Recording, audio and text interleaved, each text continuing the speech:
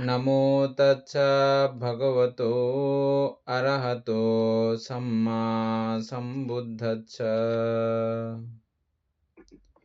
জগৎপূজ্য মহাকারণিক তথাগত সম্যক সম্বুদ্ধ শ্রীচরণে কৃতজ্ঞ প্রণাম নিবেদন করে প্রজ্ঞাপারমিতে অংশগ্রহণকারী সকল উপাসক উপাসিকাগণের নিরোগ দীর্ঘায়ু সুখী জীবন তথা জ্ঞান বিমণ্ডিত জীবন কামনায় শুরু করতে চলেছি আজকের বিভঙ্গ আলোচনা ক্লাস।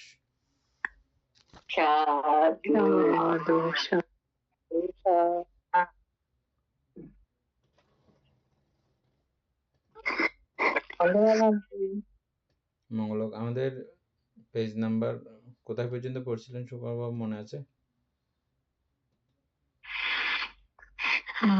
বানতে দেখতেছি 16 নাম্বার পেজে মনে হয় বিভঙ্গ অভিধর্মা পিটকের দ্বিতীয় খণ্ড নাকি এখান থেকে।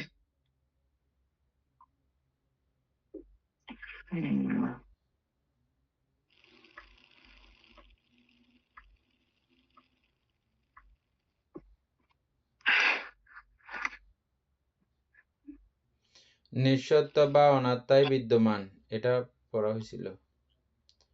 এই পরমাত্ম সত্য বুঝে তদ অনুসারে জীবন গঠন করে সম্মতি সত্যের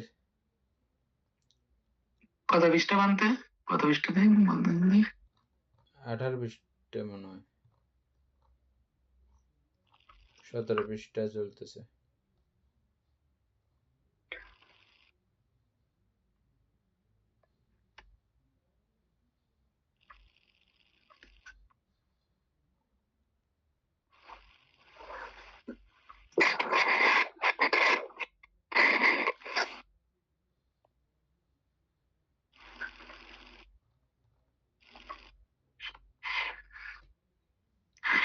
প্রথম অংশ দ্বিতীয় অংশ ওখান থেকে। নিঃসত্ত্ব বা অনাত্মায় বিদ্যমান, এরপরে আছে যে এই পরমাত্ম সত্য বুঝে ও তদ অনুসারে জীবন গঠন করে সম্মতি সত্যের প্রভাব উৎপন্ন মিথ্যা দৃষ্টি। সম্মতি সত্যের প্রভাব উৎপন্ন মিথ্যা দৃষ্টি, এ কথাটা বুঝছেন? সম্মতি সত্যের প্রভাব উৎপন্ন মিথ্যা দৃষ্টি ও তজ্জনিত সংসার দুঃখ হইতে চিরমুক্তির জন্য পঞ্চস্কন্ধ সম্পর্কে পুঙ্খানুপুঙ্খানুরূপে জ্ঞান অর্জন করা মানব মাত্রেই একান্ত কর্তব্য। এটা আমরা পড়ছিলাম, বুঝছেন? সম্মতি সত্য, সম্মতি সত্যের প্রভাব উৎপন্ন, সম্মতি সত্যের প্রভাবে উৎপন্ন মিথ্যা দৃষ্টি পার্থিবভাবে সত্য আর কি, বুঝছেন? সম্মতি সত্য মানে পার্থিবভাবে সত্য। ওই পার্থিবভাবে সত্যটা মানতে গিয়ে যে মিথ্যা দৃষ্টি উৎপন্ন হয় এবং সেই মিথ্যা দৃষ্টির কারণে যে সংসার দুঃখ হতে চিরমুক্তির জন্য পঞ্চস্কন্ধ সম্পর্কে পুঙ্খানুপুঙ্খানু রূপে জ্ঞান অর্জন করা মানব মাত্রই একান্ত কর্তব্য। হ্যাঁ,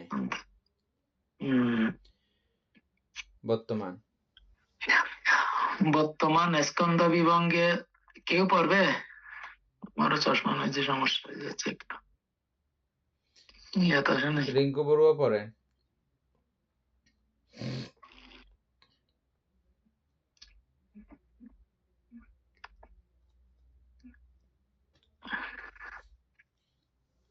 রিঙ্কু বড়ুয়া পড়ে।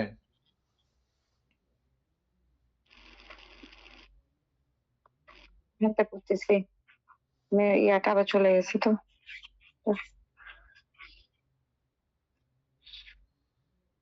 বড় কম্পিউটার হইলে মানে একটু পড়তে সুবিধা। হ্যাঁ, না আমার ইয়াটা আবার চলে গেছে, একটু টাচ করলেই ব্যাক হয়ে যায়, পিডিএফ থেকে পড়তে হয় যে, এটার জন্য। আর বই বানতে এটা এই লেখাগুলো নাই কেন ইংলিশের পরে? মেন বই আছে যে ওই বেদনা থেকে, আবার ওই বেদনা স্কন্ধ থেকে মানে তাদের শুরু হয়েছে বানতে। রিঙ্কু বড়ুয়া পড়ে। আচ্ছা, 18 পৃষ্ঠার ভান্তে? হ্যাঁ, হ্যাঁ 18 পৃষ্ঠা। আমি ওদিন 18 পৃষ্ঠার লাস্টে ওখান থেকে আর কি। এই পরমত সত্য বুঝে তদনুসারে জীবন গঠন করার সম্মতি সত্যের। আচ্ছা, হ্যাঁ পাইছি। এই পরমার্থ সত্য বুঝে ও তদনুসারে জীবন গঠন করে সম্মতি সত্যের প্রভাবোৎপন্ন মিথ্যা দৃষ্টি ও তজ্জনিত সংসার দুঃখ হতে চিরমুক্তির জন্য পঞ্চস্কন্ধ সম্পর্কে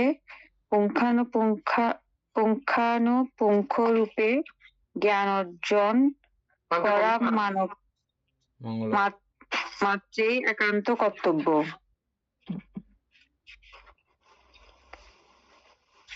মানতে পড়ে যাবো গো? হ্যাঁ, এটা বর্তমান স্কন্ধ বিভঙ্গে কথাকথিত সত্য বা জীবকে পঞ্চস্কন্ধকারে অনুপুঙ্খভাবে বিশ্লেষণ করা হয়েছে। এই স্কন্ধ বিভঙ্গে 3টি বিভাগ রয়েছে, যথা সূত্র অনুসারে বিভাজন বা বিশ্লেষণ, অভিধর্মানুসারে বিশ্লেষণ, প্রশ্ন জিজ্ঞাসা, প্রশ্নাকারে বিশ্লেষণ। প্রথম সূত্র অনুসারে বিভাজন পর্বে পঞ্চস্কন্ধ বলতে রূপস্কন্ধ, বেদনাস্কন্ধ, সংজ্ঞাস্কন্ধ, সংস্কার স্কন্ধ ও বিজ্ঞান স্কন্ধকে বোঝানো হয়েছে।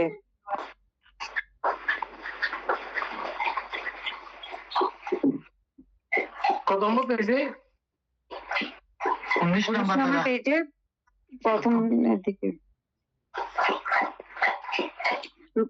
রূপস্কন্ধ বর্ণনার প্রথমে সামগ্রিকভাবে রূপস্কন্ধের সংজ্ঞা প্রদত্ত হয়েছে।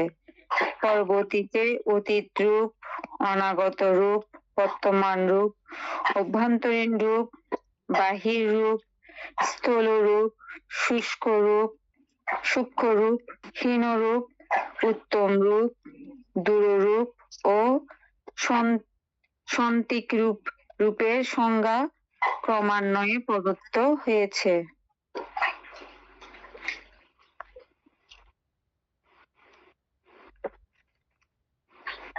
ভান্তে দূররূপ আর সন্তিক রূপ এই দুটো তো ভুলে গেছি।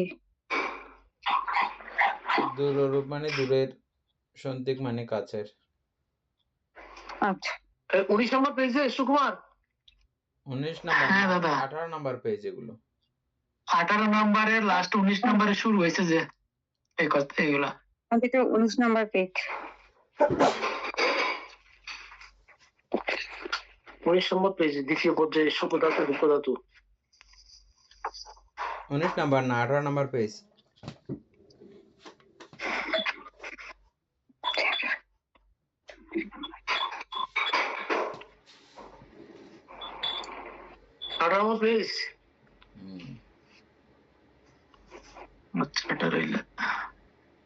প্রথম সূত্র অনুসারে বিভাজন দাদা, ওই লাইনটা প্রথমের দিকে। ওই লাইনের প্রথম প্যারা শেষ হয়েছে আর কি। এখন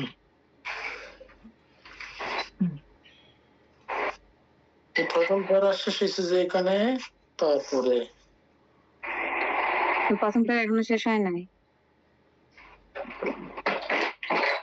এখানে প্রথম সূত্র অনুসারে বিভাজন ওখানে মাঝখানে দাদা 18 নম্বর পেজ এখন। আচ্ছা, এখানে একটা যে বুড়ো ছিল না দেখি। ও আচ্ছা, সেখানে তো সমস্যা। 18 উপরে, এরপরের পেজ স্কন্ধ বিভাগ 18। আচ্ছা ঠিক আছে, ওকে। মূলত 4 মহাভূত রূপ ও 4 মহাভূত উৎপন্ন রূপকে অতীতাদি নানাবিধ শ্রেণীতে বিশ্লেষণ করা হয়েছে। দৈহিক কি বাহিক সমস্ত জড় জগতের মূল উপকরণ এই 4 মহাভূত রূপ। এই 4 মহাভূত রূপ সম্পর্কে যথাযথ ধারণা না থাকলে পঞ্চস্কন্ধ সম্পর্কে পরিপূর্ণ জ্ঞান অর্জন সম্ভব হবে না। বুদ্ধ দর্শন জড় জগৎকে ইহার গুণ ও শক্তিতে পরিণত করে। এখানে থাকেন উপাসক, এখানে আলোচনা করবেন কোনো কিছু জিদ্দুর পরে হয়েছে এটাতে।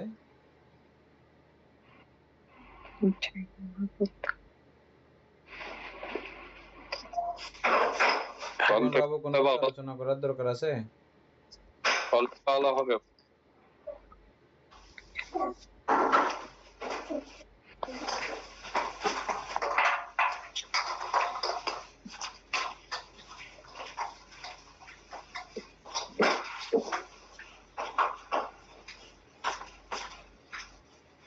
বলতে রূপগুলো মনে হয় আলোচনা করার করে ভালো হবে।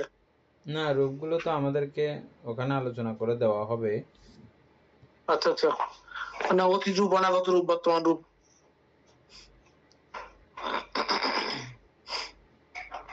এই পরমাত্ম সত্য বুঝে এখান থেকে আমরা কিছু দূর আলোচনা করে ফেলছি। মানব মাত্রেই কর্তব্য। আচ্ছা, বর্তমান স্কন্দ বিভঙ্গে আমরা বিভঙ্গ পড়তেছি তো, বিভঙ্গের মধ্যে স্কন্দ বিভঙ্গ। আচ্ছা, এটা কোথায় আছে বলতে? এটাই স্কন্দ বিভঙ্গ, মানে পঞ্চস্কন্ধকে বিভাজন করবে আর কি। আচ্ছা, বর্তমান স্কন্দ বিভঙ্গ তা করছো। পঞ্চস্কন্ধের বাইরে তো কোনো কিছু নাই। কাকে ভাঙবে? বিভঙ্গ মানে ভাঙা করা, ভেঙে ফেলা, ক্ষুদ্র ক্ষুদ্র করা, তন্ন তন্ন করা, বিভঙ্গ। তাহলে কাকে ভাঙবে? ওই স্কন্ধকে ভাঙবে। যে স্কন্দ বিভঙ্গে তথাকথিত মানে কি আমরা যেটা সচরাচর বলি জানি, হ্যাঁ, মানে এটা মানে পারমার্থিক ভাবে ওই জিনিসটা না, এটা তথাকথিত মানে আমরা এটাকে বলি যে, বুঝছেন? তথাকথিত বুঝছেন? হ্যাঁ, বুঝছি।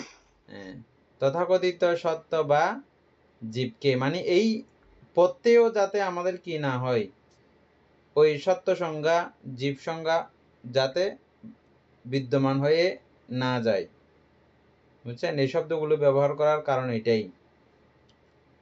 এটা আপনি অভিধর্ম মধ্যে আপনি এই জাতীয় মানে বিষয়গুলো পাবেন। বই পড়তে পড়তে মানে আপনাকে ওই জগতে পৌঁছাই দেওয়া হবে, বুঝছেন? মানে এটা তথাকথিত, এটা মূল কথা না, ঠিক কথা না। মানে আমরা বলি যে এই জন্য এখানেও লিখতে বাধ্য হয়েছে, মানে কথাটা এরকম, মানে আপনারা এটা না বললে আপনারা চিনবেন না, তো এই জন্য আপনাদের জন্য এগুলো লিখতেছি, মানে এইভাবে বলতেছে আর কি জিনিসটা। হ্যাঁ, তথাকথিত সত্য বা জীবকে পঞ্চস্কন্ধ আকারে অনুপুঙ্খ ভাবে, মানে পুঙ্খানুপুঙ্খ ভাবে, বুঝছেন, অতি ক্ষুদ্রানুক্ষুদ্র ভাবে বিশ্লেষণ করা হয়েছে। খুব ক্ষুদ্রানুক্ষুদ্র ভাবে এই বিভঙ্গের মধ্যে এগুলো বিশ্লেষণ করা হয়েছে। মানে অনুপুঙ্খ ভাবে যেটা ওটা, হ্যাঁ, অনুপুঙ্খ মানে খুব ক্ষুদ্রানুক্ষুদ্র ভাবে। পুঙ্খানুপুঙ্খ বলি না আমরা, হ্যাঁ, এটা অনুপুঙ্খ মানে আরো ডেঞ্জারাস অনুপুঙ্খ কথাটি, বুঝছেন? পুঙ্খানুপুঙ্খ আবার অনুপুঙ্খর মধ্যে কি বেশ কম আছে?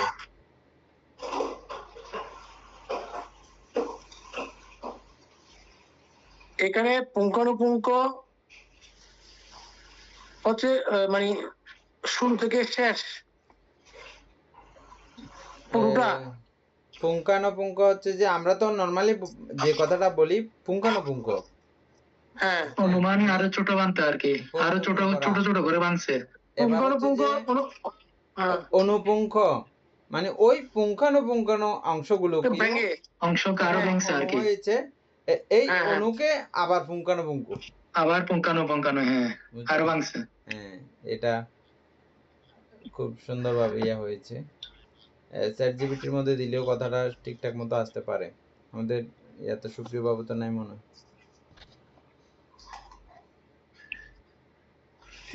এক কথা বলতে গেলে ভাব সম্প্রসারণ, ছোট থেকে বড় করে বিশ্লেষণ করা।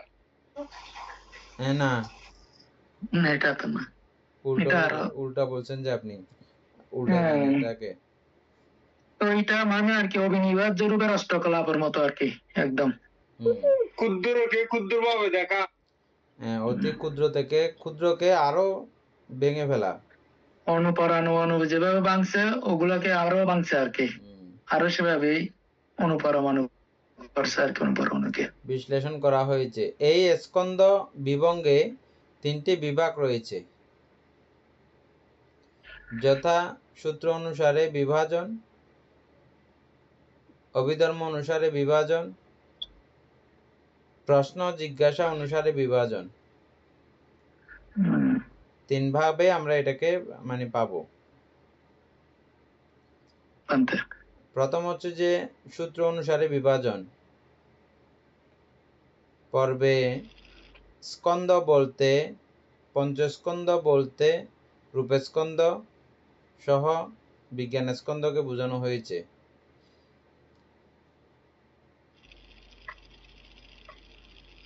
মানে পাঁচটাকে আর কি।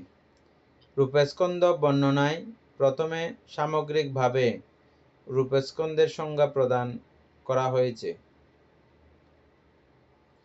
পরবর্তীতে অতীত রূপ, অনাগত রূপ সহ এখানে কত প্রকারের কথা আসছে? অতীত, অনাগত, বর্তমান, আভ্যন্তরীণ, বাহির, স্থূল, সূক্ষ্ম, হীন, উত্তম রূপ এবং দূররূপ সন্ত্রিক রূপের সংজ্ঞা ক্রমান্বয়ে প্রদত্ত হয়েছে বান্তে। সমস্ত আমরা যে 28 প্রকার রূপের মধ্যে এগুলা যে বের করছি জানি না বের করছি কিনা, এভাবে মানে তাদের যে বর্ণনা করছে আর কি বান্তে এগুলা। তাহলে এখানে বলতে চারি মহাভূত থেকে উৎপন্ন রূপগুলোকে কাউন্ট করছে আর কি, এই জন্য যেরকম হয়েছে না। সবগুলো ভূত উৎপন্ন না, আমরা এটাও পড়ছিলাম। ভূত উৎপন্ন রূপ আলাদা, আর কিছু আছে ভূত উৎপন্ন নয় এরকম রূপও আছে না। যাই হোক, এগুলোর সংজ্ঞার মধ্যে আমরা আগে যা জানছিলাম, এখন এগুলোর সংজ্ঞাতে গিয়ে আমরা আবার পুনরায় ওই বিষয়গুলো সুন্দর করে জানতে পারবো বিস্তারিত।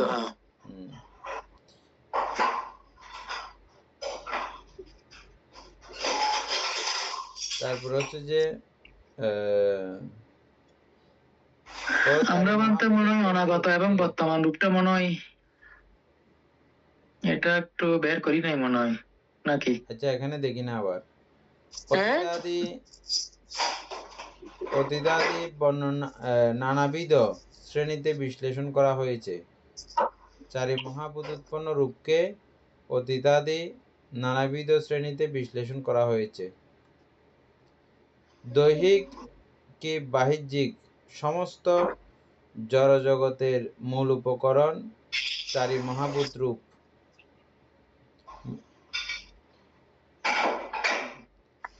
এই চারি মহাভূত রূপ সম্পর্কে যথাযথ ধারণা না থাকলে পঞ্চস্কন্দ সম্পর্কে পরিপূর্ণ জ্ঞান অর্জন করা অসম্ভব।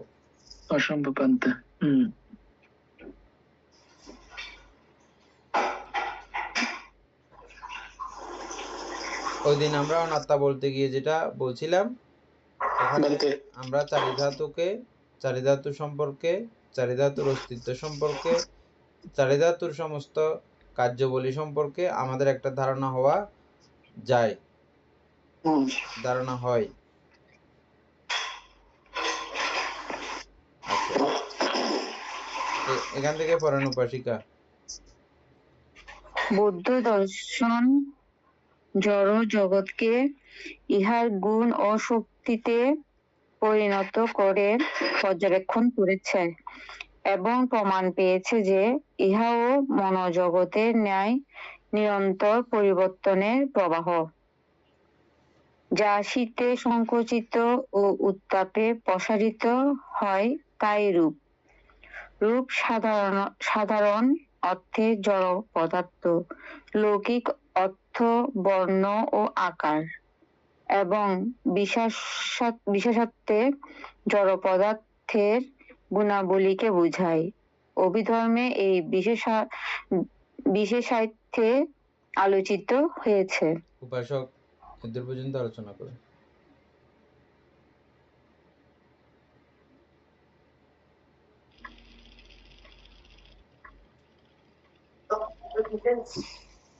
বলতে হুম বুদ্ধ দর্শন জগৎকে এর গুণ ও শক্তিতে পরিণত করে পর্যবেক্ষণ করেছে।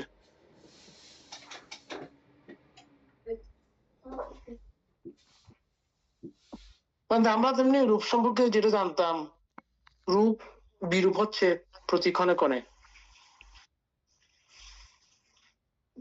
আর এইখানে যেটা বলতেছে সেটা তো পারমাত্মিক ভাবে বলা হচ্ছে নাকি? বুদ্ধ দর্শনে জড়শক্তিকে,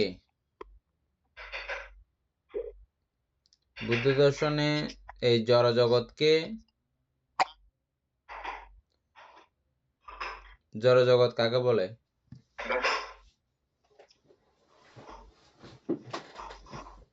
মানে যা কিছু আছে তাই সেটাই তো জড় জগৎ, এর মহাপৃথিবী পুরাটাই জড় জগৎ।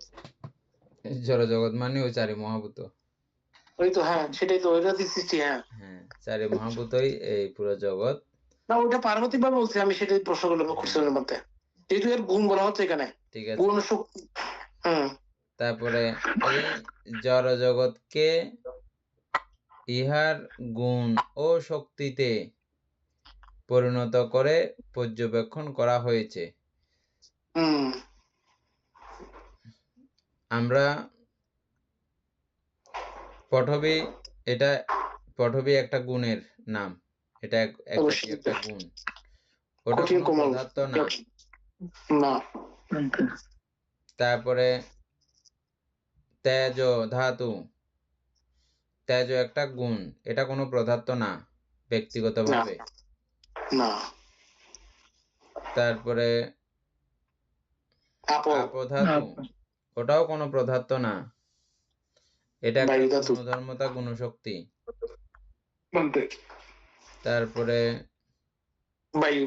বায়ু ধাতু, এটাও কোনো পদার্থ না, এটা একটা গুণশক্তি। বুঝছেন? তো এই গুণশক্তি চারের সম্মিলন হইলে মাত্র এদেরকে এবার পদার্থ আকারে দেখা যায়, কিন্তু অস্তিত্ব প্রকাশ পায় কিসের মাধ্যমে? আরো চারি বিষয় সমন্বয় উৎপন্নর মাধ্যমে। কি কি চারি বিষয় উৎপন্ন হয়? বর্ণগন্ধ, রস,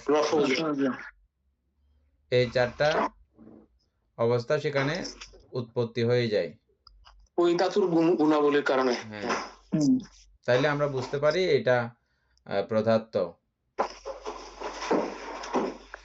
যাই হোক, ওই গুণ এবং শক্তি, আমরা এগুলোর গুণও বুঝেছি এবং এগুলোর শক্তিও বুঝেছি। কি শক্তি?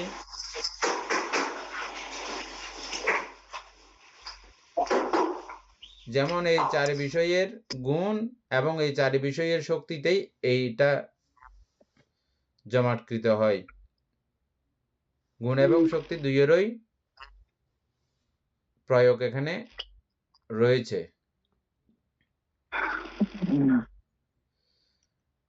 এই চারি মহাভূত সম্পর্কে যথাযথ ধারণা না থাকলে,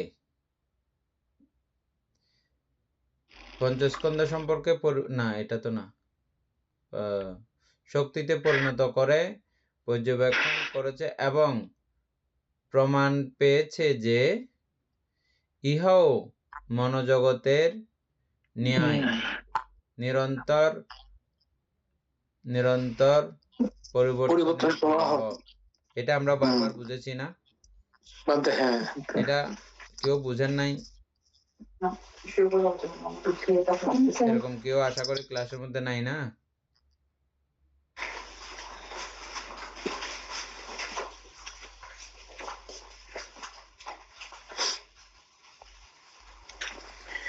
হাজার lakh crore million billion kilometre বেগে এই রূপের গতি প্রবাহমান। যদি কেউ বলে এটা আপনি প্রমাণ করতে পারবেন?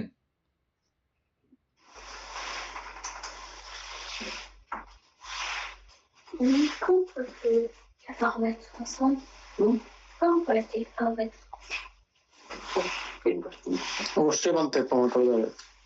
সুকন বাবু প্রমাণ করতে পারবেন?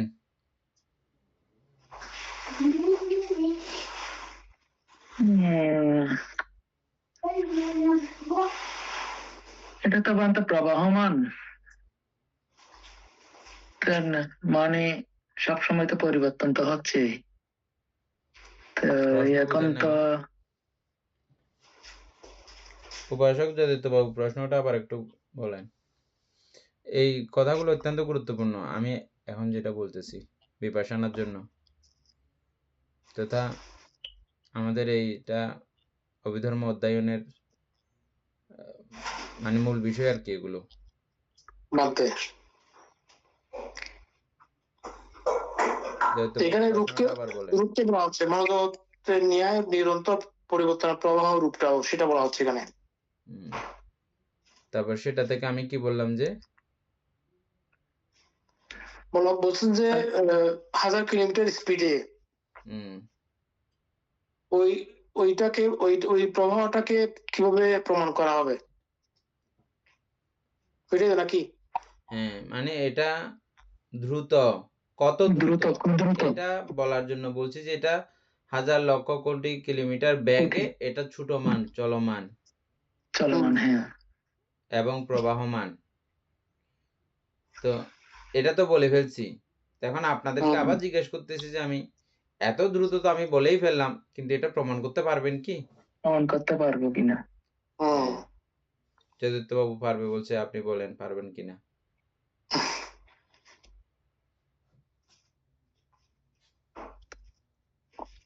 আমি মানতে দিক দিয়ে এলে মানতে, মানে যেমন ধরেন চিত্তের দিক দিয়ে এলে তাইলে এত ভাবনার মাধ্যমে চিত্ত মানে একাগ্রতা হইলে অবশ্যই মানাতে প্রমাণ করা যাবে মানতে আর কি, প্রমাণ করা যায়।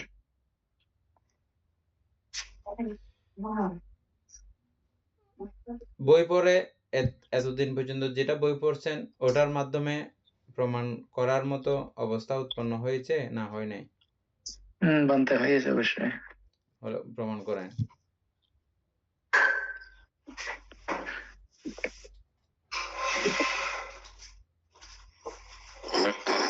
আমার মাথায় আসতেছে না মানতে, হইলেও তাইলে রিঙ্কু বড়ুয়া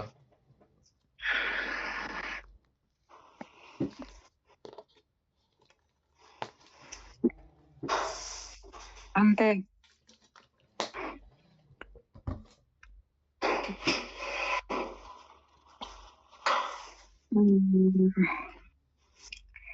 প্রশ্ন বুঝছেন তো এমনি না? হ্যাঁ বুঝছি ভান্তে, মানে এটা পোশাক কিভাবে করেছি। আচ্ছা, যাই হোক, এই কথাটা অত্যন্ত গুরুত্বপূর্ণ, উপাসক সুন্দর করে বলবে, খুব উত্তম রূপে ধারণ করেন, এটা বিপাশানার চরম পর্যায়, যেটা দেখার মাধ্যমে মানুষের অনিত্য জ্ঞান উৎপন্ন হয়, চূড়ান্ত পর্যায়ের। এটা বলবে, সুন্দর করে শুনে থাকেন। উপাসক বলেন, প্রমাণ করে করে আস্তে আস্তে বলেন। আপনি যেভাবে বলেছেন সে তো বুঝতে পারবেন কিনা যায় না, আমি যেটুকু বুঝছি সেটা হচ্ছে কি আমাদের যে আমাদের দেহের আমাদের রূপ, বুদ্ধ বলেছেন যে এক পলকে 5000 কোটি বার পরিবর্তন হয় আমাদের রূপের। তাহলে এত দ্রুত গতি উৎপন্ন হয়, তো সেটা মানে উৎপত্তি বিলয় হচ্ছে, ওইটাকে আমি গ্রহণ করছি, বলতে ওইটাকে বুঝতে গিয়ে দেখতেছি হ্যাঁ রূপ খুব দ্রুত পরিবর্তন হচ্ছে, উৎপন্ন হচ্ছে, বিলয় হচ্ছে।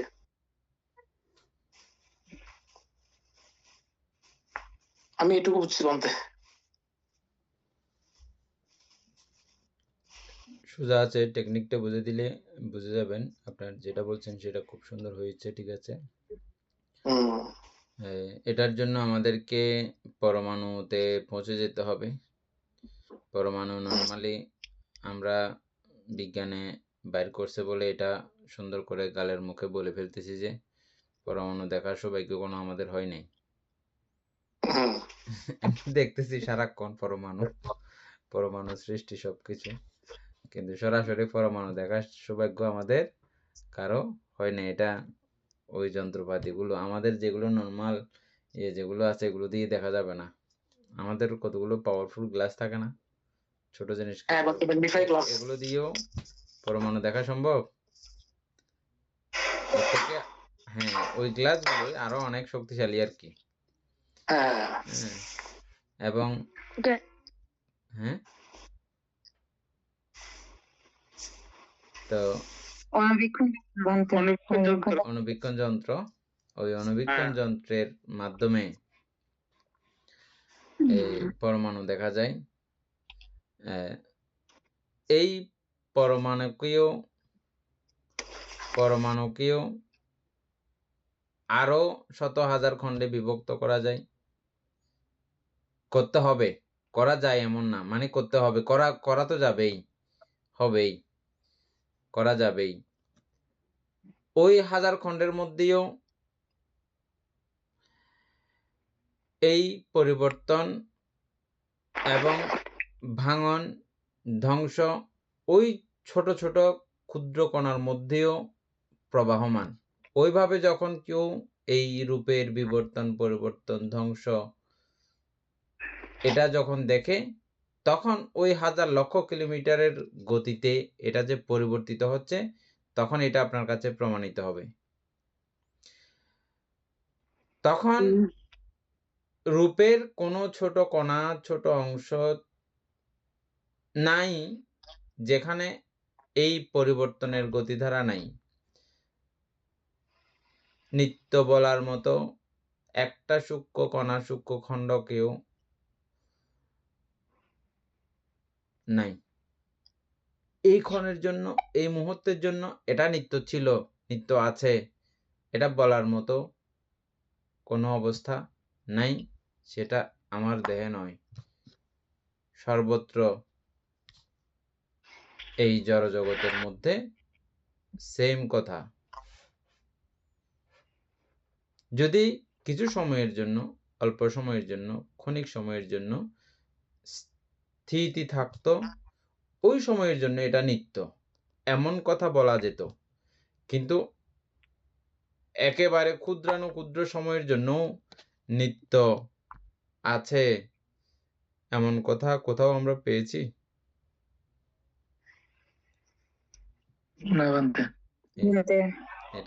এটা নানাভাবে আপনারা প্রমাণ করবেন। এটা আসলে কাউকে বলে দিয়ে বোঝানো যাবে এমন না বিষয়টা। নিজে থেকে এগুলো পড়তে পড়তে অটোমেটিক আয়ত্ত হবে। এটা আয়ত্ত করতে পারা মানে বিশাল এক পর্যায়ের মধ্যে আপনি আছেন। এই বিষয়গুলো বুঝতে পারা, এই বিষয়গুলো আয়ত্ত করতে পারা। কেন বুদ্ধ সর্বসাকল্য অনিত্য বলেছেন? কি কারণ? এগুলো এটা রূপ জগতের অনিত্যতা প্রমাণ করার পর্যায়। আর নাম জগতে তো করেছি আমরা প্রায়ই। এটার এই পর্যায়ে গিয়ে না বুঝতে পারলে ওই যে অনাত্মা বিষয়গুলো বোঝা যাবে না। অনিত্য না বুঝলে আপনি অনাত্মাও বুঝবেন না, ক্লিয়ার হবে না জীবনটা, দুঃখও বুঝবেন না। দুঃখের চরমে গিয়ে চরম অবস্থার যে দুঃখ, এটা বোঝা যাবে না। এমনি স্থূল দুঃখগুলো বুঝেই বসে থাকবেন, যেগুলো আমরা চোখে দেখতে পাই, জন্ম জরা মরণ, শোক তাপ পরিদেবন,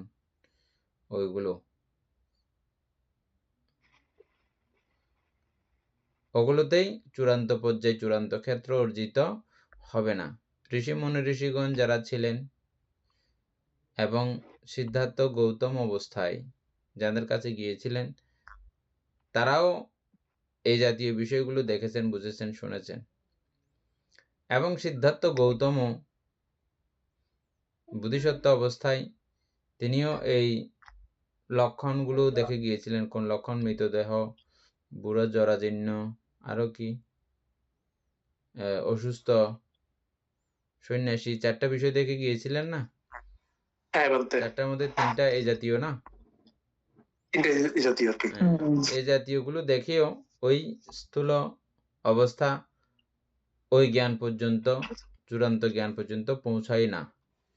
এটা শুধু সিদ্ধার্থ গৌতম দেখেছেন এমন না, ঋষি মুনি ঋষি তারাও এই জাতীয় বিষয়গুলো জানেন, কিন্তু এইভাবে জানার মাধ্যমে দুঃখের অন্তঃসাধন করা যায় না। দুঃখের অন্তঃসাধন করতে হলে চূড়ান্ত পর্যায়ে এই পঞ্চস্কন্ধের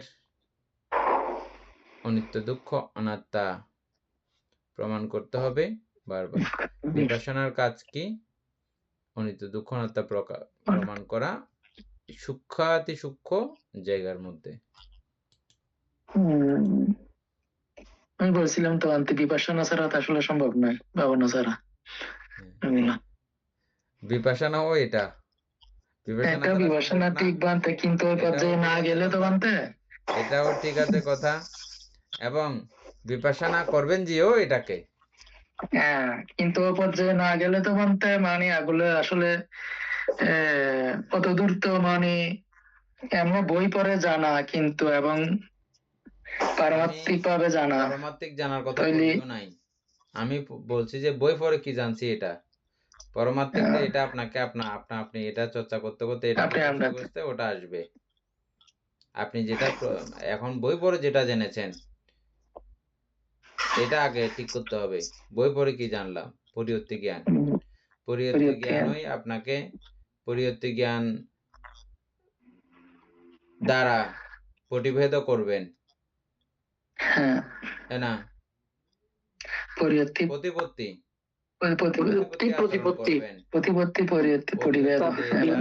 করবেন, তা প্রতিপত্তিতে আচরণ করবেন, এবং প্রতিপত্তি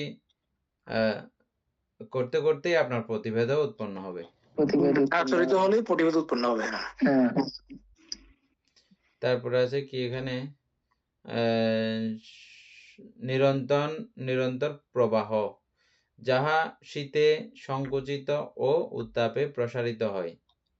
হ্যাঁ, এটা রূপের কথা বলা হয়েছে আর কি। হ্যাঁ, এটা প্রকৃতি। এই যে এখানে শীত এবং গরম বলতেছে, গরম, এগুলো কিন্তু তাপধাতু, তেজধাতু। হ্যাঁ, তো এই তেজধাতুর কারণে এটা সংকুচিত এবং প্রসারিত হয়, কিন্তু এই আবার এই কথাগুলোর কারণে একটু বিষয়টা স্থূলর দিকে চলে যায়। ঠিক আছে, তারপরে বোঝার জন্য এগুলো লেখা আছে আর কি। ওই লাইনটার পরে এই লাইনটা সুন্দর হয় নাই। হ্যাঁ, ওইরকম। যাই হোক, তারপরে হচ্ছে যে হ্যাঁ, ওই যে প্রবাহ, নিরন্তর যে প্রবাহটা ঘটে, এটা কিন্তু এই শীত এবং গরমের উত্তাপে এগুলো সংকুচিত এবং প্রসারিত হয়। শুধু এই দুইটাকে বললে হবে না, বা এই এখানে তো একটা, এটা দুইটাও না, একটা, এটা শুধু তেজধাতু না, শুধু একটা দিয়ে এটা হচ্ছে না। এই পরিবর্তনটা এই 4 প্রকার ধাতুগত কারণেই এটা সম্পাদিত হয়ে চলেছে। এখানে শীতলতা উষ্ণতা আসছে আর কি। এইরূপ সাধারণ অর্থে না, রূপ সাধারণত জড় পদার্থ। রূপ সাধারণত জড় পদার্থ।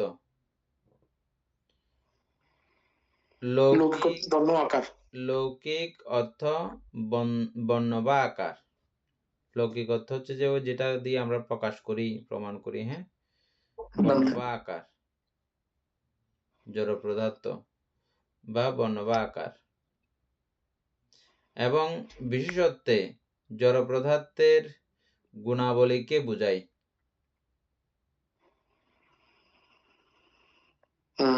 মানে কি? বর্ণ বা আকার আর বিশেষত্বে গুণাবলীকে বোঝায় বানতে আর কি। ঠিক আছে তো। অভিধর্মে এই বিশেষত্বে আলোচিত হইয়াছে।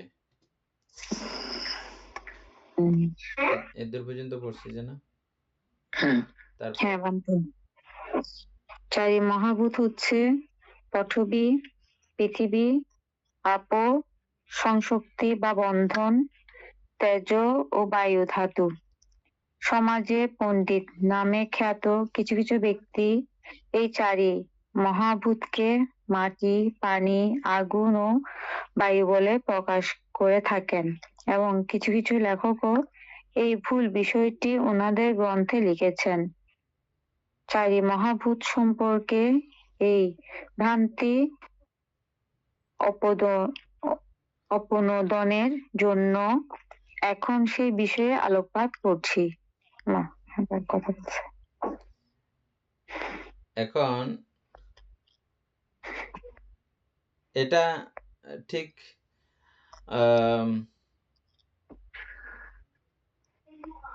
এক দৃষ্টিকোণ থেকে কথাটা ঠিক আছে, আর আরেক দৃষ্টিকোণ থেকে একেবারে যারা লো থেকে লো পর্যায়ের মানে একেবারে শুরু যাদের, তাদেরকে নিয়ে যদি আপনি পঠবী বলা শুরু করেন, আপো বলা শুরু করেন, বায়ু তেজ এগুলো বলা শুরু করেন, ওদের এগুলো সব মাথার উপর দিয়ে যাবে। যার জন্য পণ্ডিতগণ আমাদের বাংলাতে অনুবাদের সময়, বুঝছেন, তবে পালিতে এরকম কোনো সরাসরি অর্থ কিন্তু আসলেই নেই, বুঝছেন। পঠবী মানে মাটি, হ্যাঁ, মাটি ধাতু, এরকম কোনো কিছু সরাসরি পালি থেকে অনুবাদ করলে কিন্তু এগুলো আসে না, বুঝছেন। এবং এগুলোর কারণে আমাদের কি সমাজে কি কি সমস্যা তৈরি হয়েছে দেখেন। এখনো পর্যন্ত প্রায়ই এটা দেশনার সময়ও বললে চারিধাতু আগুন, পানি, মাটি, বাতাস, এটা বলতে থাকে। এটা বললে মাত্র কি হয়ে যায়, ভুল একটা সংজ্ঞা প্রাপ্ত হয়ে যাই আমরা, ভুল একটা অস্তিত্ব আমাদের চোখে, আমাদের মানসপটে ধরা পড়ে, নাকি পড়ে না? বলতে আগে পড়তো বেশি, এখন পড়ে না। আপনারা বুঝে গেছেন, জেনে গেছেন, এখন বুঝিনি সে কারণে বলতে। কিন্তু এটা গুণ, সব গুণ, বুড়োদের মতো। কিন্তু এটা না পড়লে এই জিনিসটা আসতো না। তবে এই সমস্যাটাও হতো না মানুষের মাঝে যদি শুরু থেকেই পঠবী ধাতু, আপধাতু, বায়ু ধাতু, তেজ ধাতু ওইটার মধ্যেই যদি সীমাবদ্ধ থাকতো। ওটাকে ভালো করে বুঝাইতে যাইয়া ওইটাই উল্টা হয়ে গেছে জিনিসটা। হ্যাঁ, কিন্তু এটাকে ভালো করে বুঝাইতে গেলে, সুন্দর করে বুঝাইতে গেলে এভাবেই বলতে হবে, সংশক্তি বা বন্ধন ক্ষমতার নাম হচ্ছে যে আপধাতু। সংশক্তি গুণ বা বন্ধন গুণের নাম হচ্ছে যে আপধাতু। ধাতু মানে হচ্ছে গুণ, আপ মানে হচ্ছে বন্ধন ক্ষমতা। কি বন্ধন? দুই পদার্থের সংযোজন, বন্ধন, এই জাতীয়।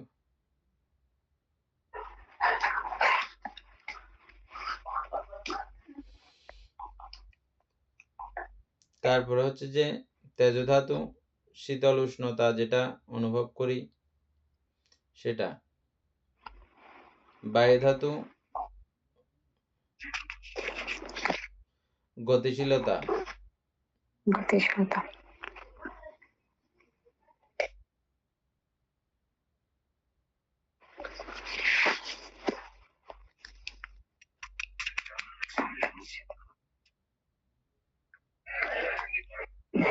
আর পঠবী ধাতু কঠিন কোমল।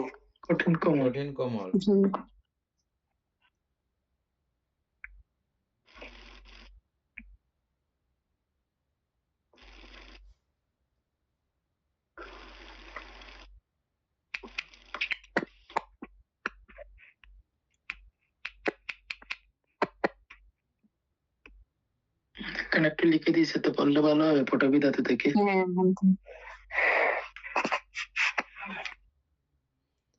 তারপরে হচ্ছে যে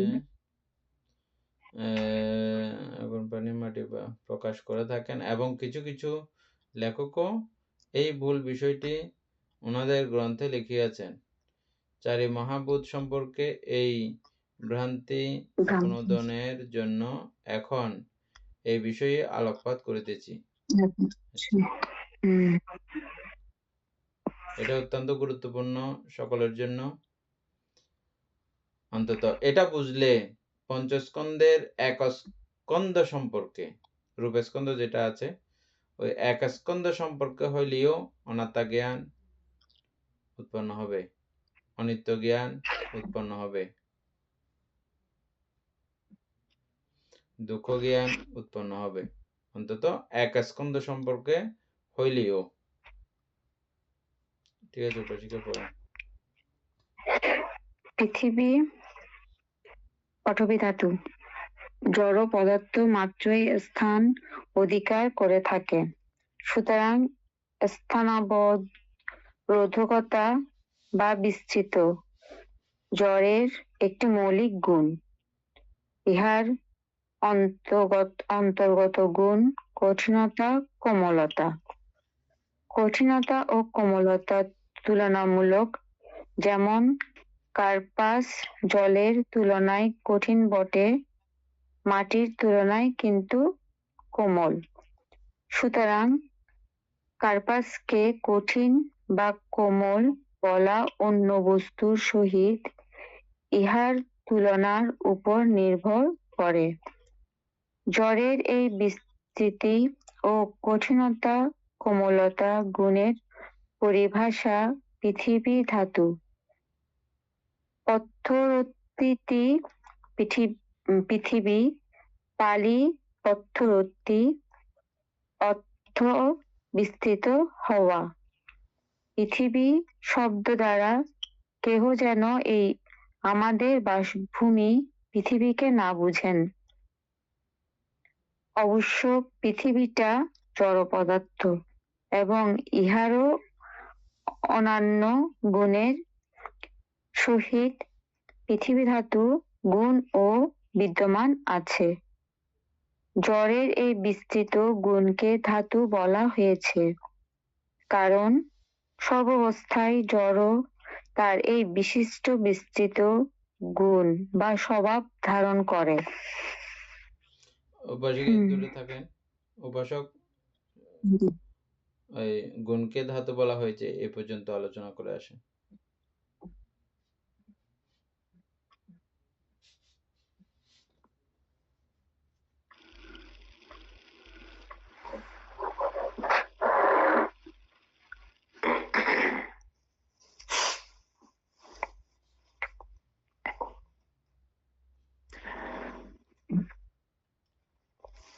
ওখান থেকে প্রথম থেকে ওই ইয়ে থেকে নাকি? হ্যাঁ, যেটা পড়ছে এটা আলোচনা করবেন আর কি। ও আচ্ছা। জড় পদার্থ মাত্র স্থান অধিকার করে থাকে। তাহলে আমরা একটু আগে মনে হয় এটা জেনেছি যে জড় পদার্থ সম্পর্কে স্থান দখল করে। হ্যাঁ, সুকুমার কি বলছেন?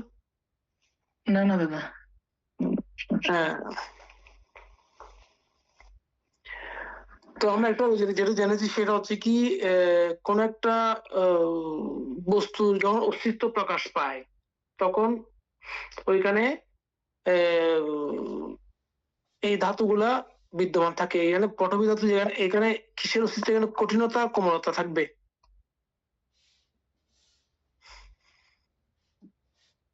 আর এখানে ধাতু হচ্ছে গুণ। পটভী ধাতুর গুণ স্বভাব হচ্ছে কঠিনতা কোমলতা, এটা তার স্বভাব ধর্ম। তো ওখান থেকে এখানে প্রত্যেক লাইন বাই লাইন এটাকে আলোচনা করতে হবে। আর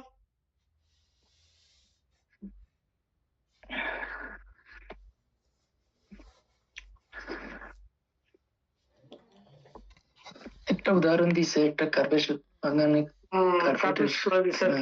তুলনায় ওখানে কঠিনতা ও কোমলতা তুলনামূলক, যেমন কার্পাস জলের তুলনায় কঠিন বটে, কার্পাস জলের তুলনায় কঠিন বটে। হ্যাঁ,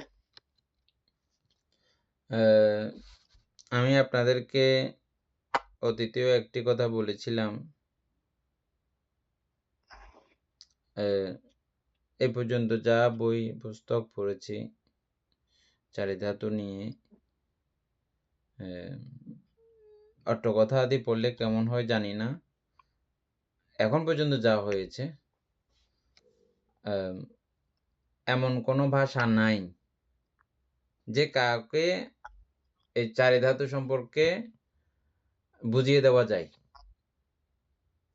বুঝছেন, ভান্তে অনেক চেষ্টা করেছে আমাদের মোটিভ ঘুরে দেওয়ার জন্য,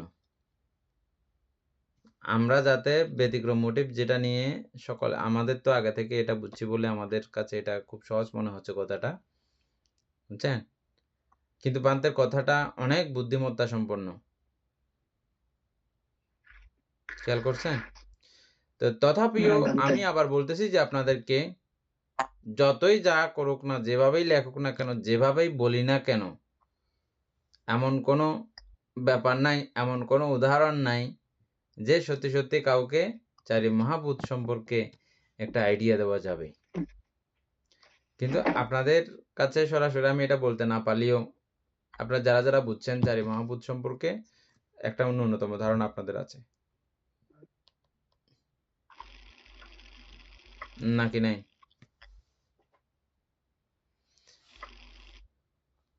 কথাটা এই জন্যই বলছি যে এই জায়গাটা পরেও, বুঝছেন, এই জায়গাটা পরেও যে কেউ যে চারি মহাভূত বুঝে যাবে, চারিধাতু বুঝে যাবে এমন কিন্তু না, বুঝছেন। আমরা তো এখানে একটা ধাতু সম্পর্কে আলোচনা করতেছি যে, কিন্তু ওই তিনটার বর্তমানে এটা তো কোনো অস্তিত্ব থাকে না বলতে, অস্তিত্ব থাকে না। না, হ্যাঁ, এই যে স্থান কঠিন কোমলটা অস্তিত্ব আসবে তো ওই তিনটার কারণে বলতে, এই কথাটা মানে এখানে যে কথাটা আসছে পুরো অভিধান মত সংগ্রহ থেকে আসছে আর কি। হ্যাঁ, আসছে, আমরা অভিধান মত সংগ্রহ হিসেবে ভেবে পড়ছি। যাদব যে কথাটি বলছেন, বুঝছেন,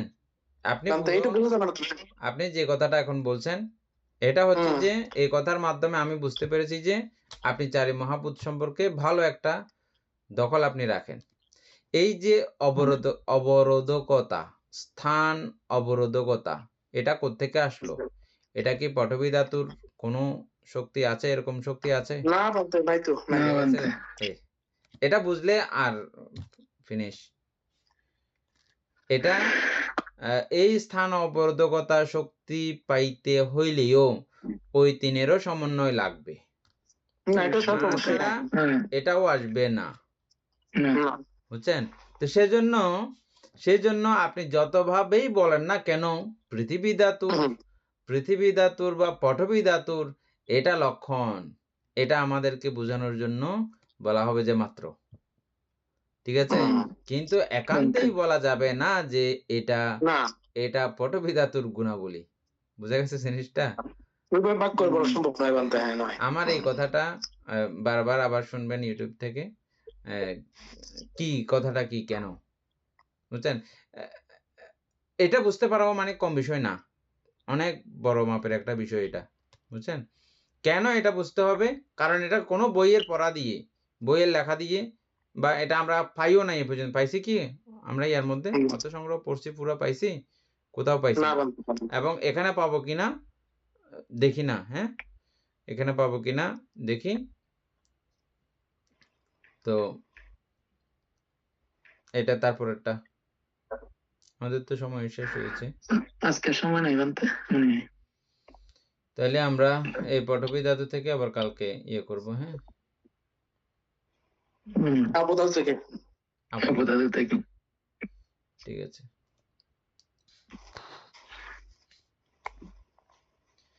সদ্ধর্ম প্রাণ প্রিয় উপাসক উপাসিকা বৃন্দ, এতক্ষণ যাবৎ আমরা বিভঙ্গ আলোচনা করেছি, এতে আমাদের অপ্রমেয় পুণ্য সাধিত হয়েছে, দৃষ্টপূর্ণ, বাস্তবপূর্ণ, প্রত্যক্ষপূর্ণ অর্জন করেছি।